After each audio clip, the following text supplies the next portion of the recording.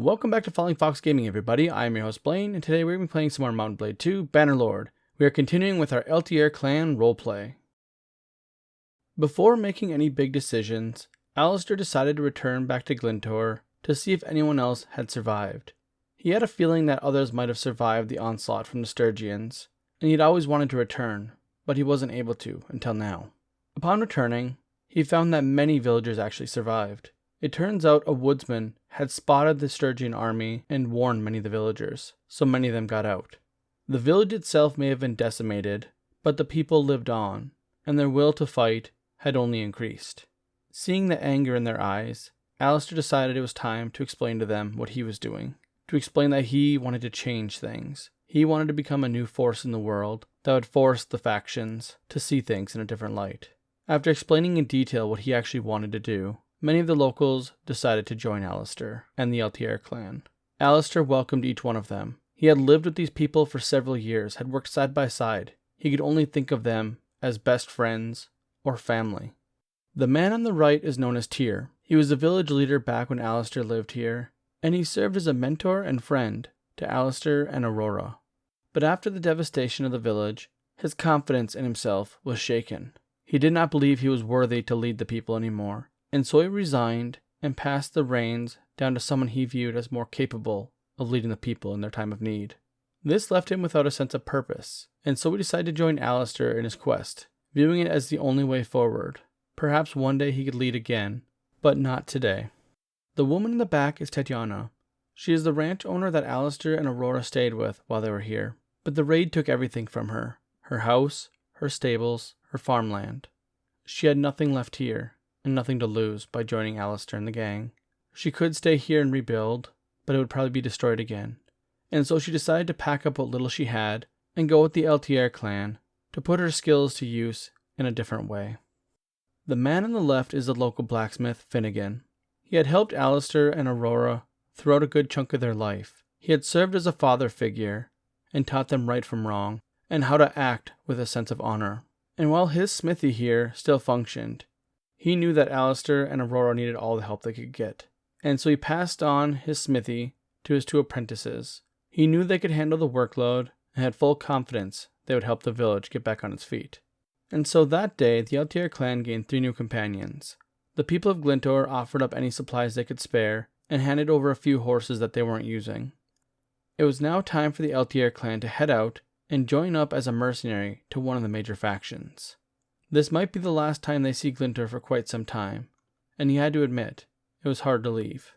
Okay, let's talk about where we are at. Now, it is summer, and we left in winter, so it's been a couple of months in game time. And in that time, I had tried training up a bunch of troops, and I was doing really well, until something happened. Very recently, in fact just a few minutes ago, I attacked a group of looters, a group of 60 some odd looters, and I accidentally hit the auto-resolve button. In doing so, I lost a whole bunch of legionaries and Palatine guards. So most of that training went right out the window, and I don't really want to do all that again off screen to the point where we have like an in-game year skipped, because I don't want to do anything like that. And so at the end of the day, we pretty much have the same general troop count and quality that we did before, but there are a couple of new things.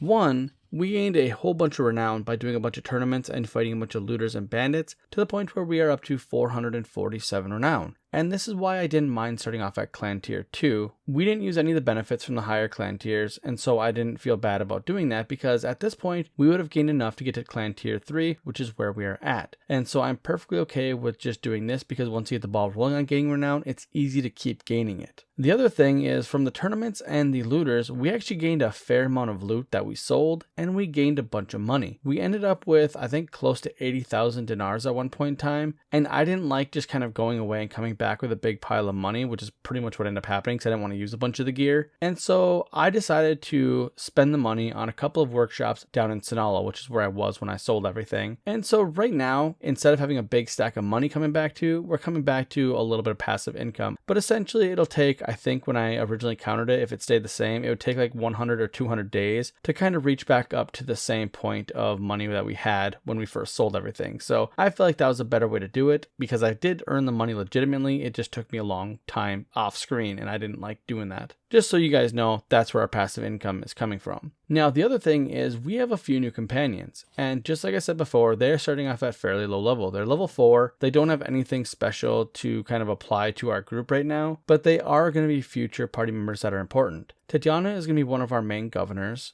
and Tyr and Finnegan are going to be future clan leaders within our kingdom, hopefully when we start our own kingdom. So I just kind of want to give you guys a heads up on what they're here for, and we'll discuss them at a later date. But let's get back into the game, and let's go join up with Britannia and see if we can get ourselves into some bigger fights, because we seriously need the training from that, because we're actually starting to fall behind where I would like to be in terms of our progression. Now, looking really quick, Britannia does not seem to be at war. Unfortunately, it looks like they made peace with the Azrai and the Vlandians in spring, which means there's a good chance they're not going to go to war anytime soon. Now, because Britannia is probably not going to be at war anytime soon, this gives us an opportunity to look around and see if there's any weak points that we could actually try and attack when we do become a mercenary. And the first thing that kind of caught my eye is right over here, just to the east of where we're at. Apocrytea and the castles right here are all owned by Sturgia. Those are normally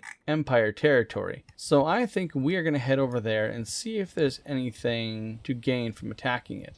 I suppose while I'm down here, I should probably be collecting some units too, because we probably do want to at some point collect some Britannian units if we're going to actually join up with them. Now, what do we got here? Britannian volunteers and highborn youth. So that must be their noble units from their castles. What do they become? Britannian heroes, Fiends, Fiend champion. I think these guys are pretty good, so I guess we probably will collect them. Now, what about the actual Britannians themselves? Yeah, okay, so this is their standard unit. So I've never really used Britannian units pretty much at all, so this is going to be kind of a new experience for me. And looking at their list here, so it looks like if we go down the left-hand tree, it's kind of like their melee tree. Well, I guess it's kind of all melee.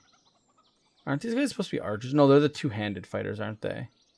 So we have the Oldsworn, the Horsemen, the Falksmen, Wildlings, and Mounted Skirmishers. That's interesting. They have two different mounted units, and they're both melee as far as I can tell. Yeah, I don't know if these guys are any good, but I can't imagine they are if they have two of them. Yeah, I'm not really sure. I don't actually know what these guys... You know, we'll just take them, and we'll see how they fare on the battlefield. But I know that we do have the legionaries from the Empire if we need to have frontline people, and the Palatine guards if we need archers. So we'll just kind of see how it all plays out, because I don't actually know how their units fight. That's something I have to learn. Okay, so it looks like this castle here is Sturgian, and it's always been Sturgian, so that's not a good target. Now we're going to avoid taking Sturgia units for a while, and it looks like they must have had this castle for a while, because they're up to 261 defenders, and Apocrytea is kind of the same way. Wow, so they actually have these pretty well guarded, so they must have had this for quite some time. Okay, so here's an interesting thing. Sturgia is at war with the Azrai for some crazy reason, which I will never understand. Look at this. Is there any territory near each other? No. Why on earth would they ever be at war? Look at the distance between them. I don't know. Now, we want to join a faction as a mercenary, and we're not doing this as like a dedicated mercenary where we really care about them. We could join Sturgia and just mess around and just gain some experience that way. You know what? I think we're going to do it. This is kind of like an off-the-cuff decision, but I think we're just going to kind of go with it. I think we're going to go ahead and join up with the Sturgians as a mercenary. Now, let's be very clear. Our mercenary contracts are going to be extremely loose loyalty. We are joining up purely for the benefits and none of the downsides. If we find ourselves in a situation where like we might get whooped, we're fleeing. We're taking off. We're not dealing with that. We just want to get the experience of fighting some of the bigger armies without having to have the full weight of the world on us. So let's see if he'll let us be a mercenary. We are hiring mercenaries. We'll get 170 dinars whenever you take down an enemy party or do a similar service. Alright, let's do that.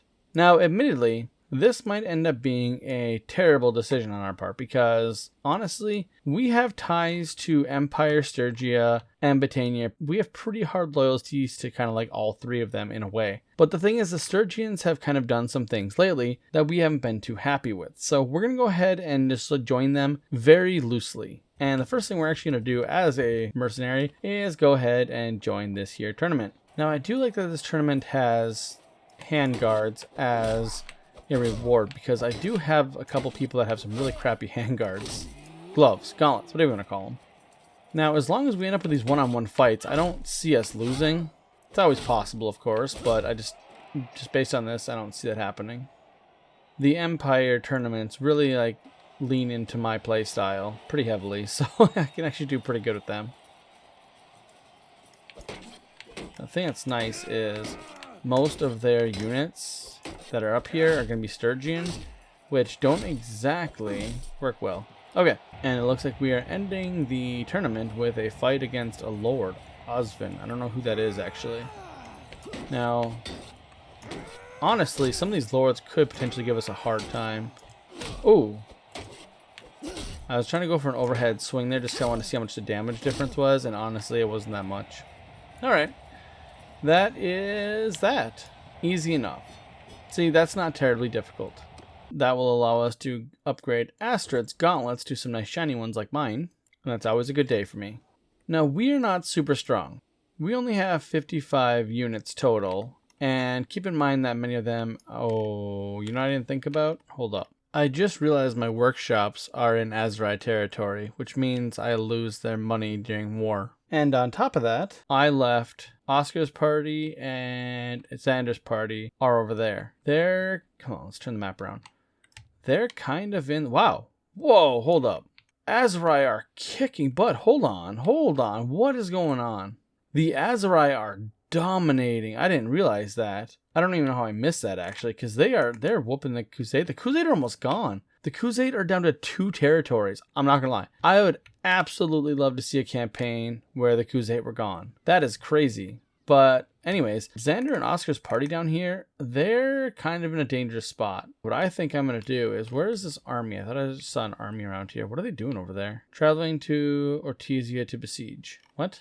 Ortizia? Oh, yeah. Well, yeah. Let's go there. That's perfect for us. This is really interesting. I don't know why we'd be fighting the Azrai, because they're super far away. I guess they're not really that far away. Looking at the map now, with them being over in the eastern area over here, yeah, they're actually really close because of that. You think, if anything, that we should be probably attacking over there, not down here, but I don't get a say in it. What if we attack caravans?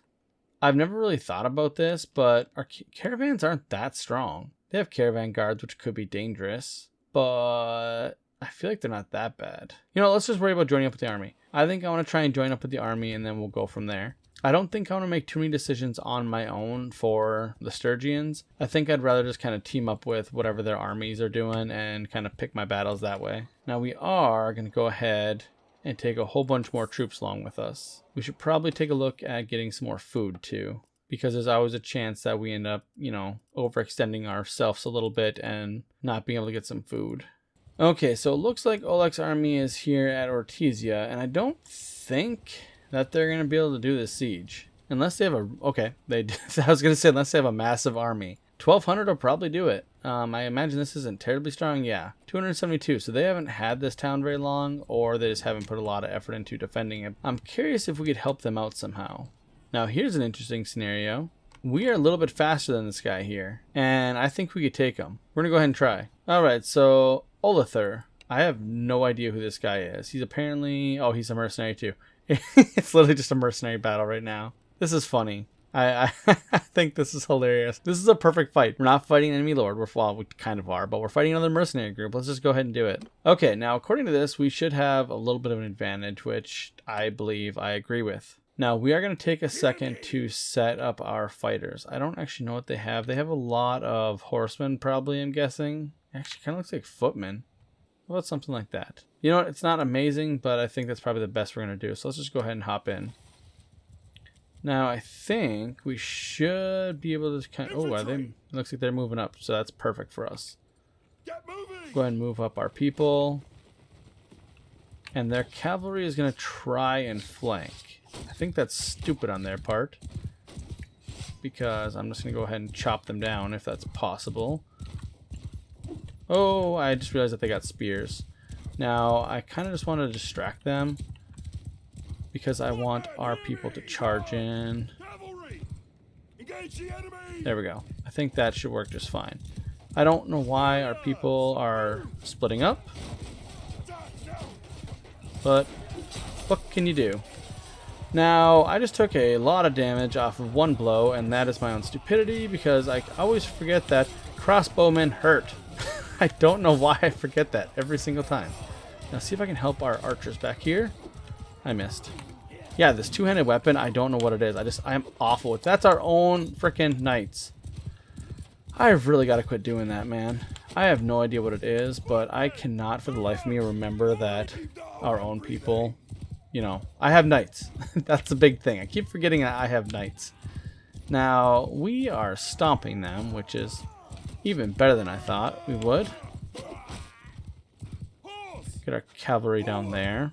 Now, I'm a little bit worried about sending the cavalry down to the archers because, as you guys saw what they did with me, they are pretty good at hurting us, honestly. Even in our mounted form, archers wreck us. And now, I think crossbowmen are especially dangerous because their shields are quite large. There we go. Now we should have this. I'm just going to kind of hang back. I don't want to get sniped. So I think we're doing pretty good. I think we got this, right? Yeah. Just have a handful of archers left. And that should be it right there. Yep. I think that's the last one there. Perfect. Yeah, that went well. Yeah, so that right there, that's a good fight. 9 renown, 15 influence, 5 morale. Now, we did lose 12 people, but thankfully 5 recruits, trained infantry. Yeah, so it's fairly easy troops to level up. The only one that sucks is the single legionary that we lost. I wish we wouldn't have lost him, but it happens. And Sylvian went down again. Every fight. Every single fight. I need to see what she has equipped. I need to get Sylvian some more stuff. Now, we're not going to take any prisoners. That's not our job, and we don't care about that. We gain some influence, too. And gain 3 skill points in leadership. Nice. Yeah, we'll gain some charm here. 9 in charm. Wow. Okay, cool. And a whole bunch of prisoners. Now, we're going to take the prisoners at the moment. Because, ooh, level ups. Whole bunch of them. There we go. That makes up for the legionary that we lost. We got ourselves some better archers. And a whole bunch more. Yeah, that was a hugely beneficial fight for us. There was pretty much nothing bad for us in that fight. So I don't know what to do for these guys. So I kind of want to stick with the legionaries for our front line people because I know them and I know they have like heavy armor and everything. I'm not really sure what role these guys play. Like I feel like they're front linemen, but I don't remember ever Britannia having a strong front line. And same with horses. So I don't know if we'd go the wildling route where they have some throwing weapons. What's a Falksman? What do they have? So here's an interesting thing. So I was kind of clicking through the units, and I noticed that when we stop over at the Falksman here, that's a two-handed weapon guy. Now, there's not a ton of them. I mean, you have like the Sturgian, the line breakers and stuff that are pretty cool. But I think these guys have even more armor than them. I almost want to try these guys. Okay, so here's what I'm going to do. So for the volunteer, the first few we get, I think we're going to go to the Woodrunner and then try the Falksman. I don't know exactly what they're going to be capable of, but I think a two-handed weapon guy in our group would be good. Because I was going to go ahead and go with the Sturgian line breakers, but I don't really want to go up and get Sturgians at the moment. So I think maybe that's kind of the role we'll have them fill. All right, and we managed to get ourselves some modest upgrades for most of our people through there. Not most of our people, some of our people. All right, so we're going to run over to Legata really quick. Okay, well, unfortunately, Oscar have been taken prisoner, and let's see what they say. Courier arrives from the Lake Rats. Who's the Lake Rats? I don't even know who that is. All right, so apparently Oscar have been taken by some people from the Lake Rats and are demanding a ransom of 2,100 dinars. We're going to go ahead and do that, and because I guess I just want to get him back near our party, I suppose. That's really unfortunate. Where was he at? I really wish I knew who the Lake Rats were. I have no idea who that is. Apparently that level is up though, so sure. I got our medicine up. Healing. That's what got us leveled up. And selling all of our gear got us 4,500 dinars pretty much. So yeah, that fight was very much worth it. I'm really glad we actually found that fight. Okay, here we go. Okay, so here's the thing. I think we're going to join this siege here. And there's probably several of you that are screaming, no, don't do it right now, because joining a siege that's especially not our siege or anything is stupid. And I just realized that you can see the catapult on their town. That's scary. So this is the type of moment where I'm making a roleplay decision, even though I would not normally do this. The thing is, I don't want to join a siege that's not ours because there's a good chance that we're going to lose some people from their siege stuff. That just happens. Like, the siege equipment deals a ton of damage in a large AoE, so there's a good chance that we're going to lose people here. But in roleplay perspective, we need the experience of doing a siege. And this is the most logical way for us to actually do it. Alright, so we're going to go ahead and just join the siege. And they're going to take over our units, unfortunately. But I think this is good for our first siege. We vastly outnumber them, so it should be an easy win. But it's a win that we kind of need nonetheless. Okay, and because we're helping out... Oh my god, they started us all off in the exact same spot. Why did they not start us off closer? We're going to die. Can I control any of my units? I don't know if I... Wait, I should be able to because I'm not part of their army, right? Yes. Excellent. This is perfect. Now, in terms of roleplay, this cannot be any better because I literally want to do this to watch the siege. And that's exactly what I didn't want to be a part of. Oof. Oof, that dang siege equipment.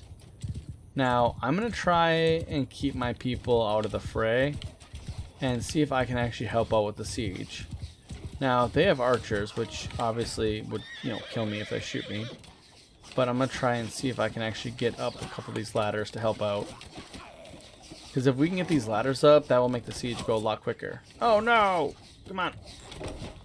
Come on, I'm going to try one more time. If I get hit again, then I'm just going to leave it alone. Okay, yep, we're going to leave it alone. What's happened? I'm stuck! No, I'm stuck! No, I'm stuck! Ah! Oh no! Don't kill me! I'm sorry. Oh, I'm being shot from the side. This probably would have worked better if they would have actually freaking charged up like they're supposed to. Okay, goodbye. Nope, nope, nope, nope, nope, nope, nope, nope. Ah! I'm not a coward, I swear. Okay, that's not true. I'm actually I'm a coward. All of our people are moving up incredibly slow. Thanks, guys. I really do wish that you could tell them to move quickly, even in shield wall formation. Now, just for the sake of it, we got the ladders up. We're just going to send our people forward. This is stupid. This is actually very stupid, but I feel like we need to do this. We need to get some of our people involved in some way, shape, or form. I guess we could pick up a crossbow or a bow from back in the lines over here. Does anybody have a bow that's died? I'm going to get hit by a siege weapon, watch. Ooh, yeah, just hit right there. It's right by where I was. Ooh, a little bit of screen tearing. Haven't seen that in a while. Hey, that guy died. Did he drop something? Did he drop a bow? Maybe at one point, but it's long gone now. No, more people dying. Okay, well, this is a scary castle to siege because the defenders have a pretty good, kill zone here. Okay, I'm just gonna go up. This is probably stupid. That's half the fun sometimes. Now, we're getting hit from, it looks like over there. Is there anybody else left in here? Because I feel like I see arrows coming from this direction, but I don't actually know. There's got to be, almost no one left at this point. Well, I mean, that was kind of pointless, but it kind of served the purpose we needed it to. Did we lose anyone? No. Perfect. And now, that battle may have seemed pointless, but it makes sense for the roleplay. Like I said, we were here to watch. And the other reason why we actually did that siege is because we wanted to get more troops, and there's a whole bunch of them here. By us joining the siege, it was over immediately. If we had waited for the AI to siege it down, it would have taken several in-game days. This way it was over immediately, and we got ourselves more recruits. Okay, what I'm wondering now is, are we able to get this guy to attack us and have Oleg's army join in the fight? Because that would be awesome. Oh my goodness, is it actually going to work? Yes, this is amazing. Okay, so Munum, I don't know who this guy is, but that doesn't really matter at this point. Yeah, so 870 against 205. Now, here's the thing. It doesn't really matter how we set our people up because we have the actual army that's going to be doing all the work. We are pretty much just participants in this fight. We just kind of instigated the fight to help out. I am just going to kind of set my people in and have them follow me. Wait, did they? Aw, man. I forgot to set up my actual line, so I have a bunch of peasants and stuff in my group, or recruits. Dang it. This is not the fight to have recruits in. Well, actually, maybe it is, I guess. Just have the recruits come in and just kind of help out. This way I don't lose anyone important, hopefully. In any case, we have... Actually, wait, is this all of our people? Okay, this might actually be all of our people, and we just might not have as many people as I was thinking we did. Man, there's a... Look at this. This line just goes on for days. Oh, is there a fight over there? It's cavalry fight. Oh, I guess there's a fight right here about to take place. Are we just kind of moving in? It looks like we are. All right.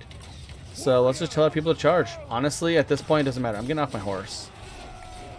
I know I should probably stay on it for the sake of like safety and everything and like maneuverability. But can I squeeze in? Can't squeeze into the front line. I was gonna try and squeeze into the front line. Can't. Come here.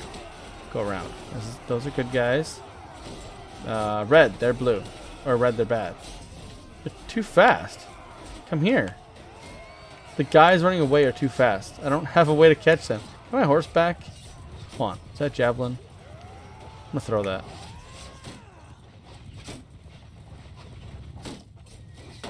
Okay, dude, you got in my way. You blocked my shot. Well, alright. Oh no, that's all crossbows. Ah! I'm on the front line for a crossbow line. Ah, not where I want to be. Ah, zigzag, zigzag. Nope. The fact that I can see crossbow bolts whip past my head is so terrifying. Oh! Juked. Oh, yes. Come here. Yes! Got him! Oh, I want to use my two-handed sword now. Hey, don't take my kill. No! Dang, that was my kill.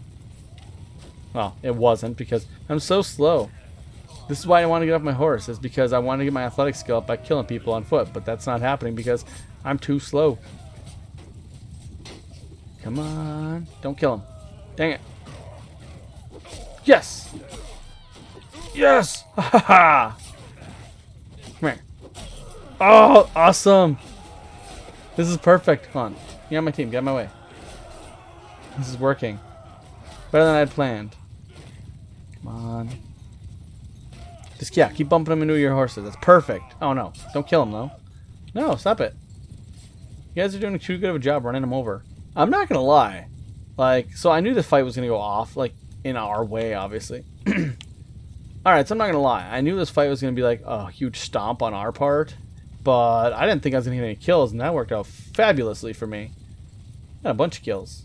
We win! Good job, guys. Alright, let's see how we actually did. We got 6 athletics, 2 two-handed, and 1 one-handed, which is awesome. Astrid got some skill ups, just a couple small points. Aurora got some more archery and athletics, and Sylvian didn't go down. Good job. That's all I was looking for. Alright, after grabbing a few more troops, I headed down towards the Azurai territory because I noticed that there are a few lords down there with about the same amount of troops as me, and I wanted to see if I could take them on. Interestingly enough, I think we found the perfect target. Now this guy here, it looks like another mercenary group. They have 30 recruits. So that should be a pretty easy target for us. Now we have a lot of recruits ourselves, but we also have mostly not recruits. So this will be a pretty fair fight for us. And by fair, I mean we should probably win, but that'll give us a chance to talk a little bit. Now, I'm not going to do live commentary on this battle. I'm actually just going to talk about the future of our campaign because there's a few things I want to discuss, and having the battle going on in the background seems like the perfect way to actually do this. Now, the first thing I want to talk about is our campaign. Currently, things are going great. We are progressing at a rate that I am happy with, and I'm able to mix in some of the roleplay with some of the actual just general gameplay, and it's flowing fairly easily right now. But I do see a hiccup coming along. There is a new update out, and the actual newest update is a beta patch for 1.2, and at some point in time, we're going to have to upgrade to that. And I am a little bit worried about compatibility. There's a fair amount of fixes and a couple of changes, and I'm worried that it might break something. Thankfully, I do have a couple of ways to safeguard ourselves from that, at least a little bit. One, I have backup saves, so we should be good there. And the other thing is I've actually been recording this in batches, so we actually have several videos kind of in the works and recorded already. So at the very least, we'll be able to get a couple of videos out. And that kind of saves us from a couple of weeks potentially of having an issue. And in that time period, if that does end up happening, what I will do is I'll upgrade to the new patch and I will just kind of do the playthrough on my own, get to the point where it's about similar to where we are at currently, and then we'll pick up the series. Now, the one thing I want to make very clear about this series is I am doing a normal playthrough. I am actually playing the game like normal. Some of the stuff I'm just skipping showing you guys because it's just repetitive stuff over and over again. And other things that I'm not showing is primarily because it really seems out of place for a roleplay, because like honestly in our roleplay I'm not going to sacrifice 1,000 recruits. That's just not what we would do, but you kind of have to do that in Bannerlord. So there are some of the fights that I'm not showing you guys. Like I did go into a battle where I had I think like 40 recruits and most of them died. I didn't show that because that goes completely against our actual roleplay, so those kind of things I am cutting out. Now, I did have a couple of questions a couple of videos ago, and I want to make it clear. I'm not using any exploits that I don't absolutely have to do. Now, the one thing that I did have questions on is leveling people up. I'm not using any exploits. There are ways of playing where you can level people's skills up pretty rapidly, and I do know about those. Some of them I am kind of using, some of them I'm not using at all. There are certain times where we are going to have to actually not necessarily exploit, but play in a fashion that is time consuming to level up our companions and family members and whatnot. And I'm probably going to skip most of that only because it's not worth showing on screen. If you guys want to look up how to do those kind of things, you can do that. That's not what this series is about. This is mostly about the roleplay. So if you guys see me have little jumps in either time frames or with skills leveling up, I am actually doing the legwork. I am actually playing the game normally. I'm just cutting it out so I don't bore you guys to death. And with all of that being covered, I think this is where we are going to end it for today. I really hope you guys have enjoyed this. I have enjoyed this series greatly so far, and I'm looking forward to our future adventures. I just want to thank you guys for watching. If you like this episode, please leave a like and subscribe if you have not, and I will see you in the next one.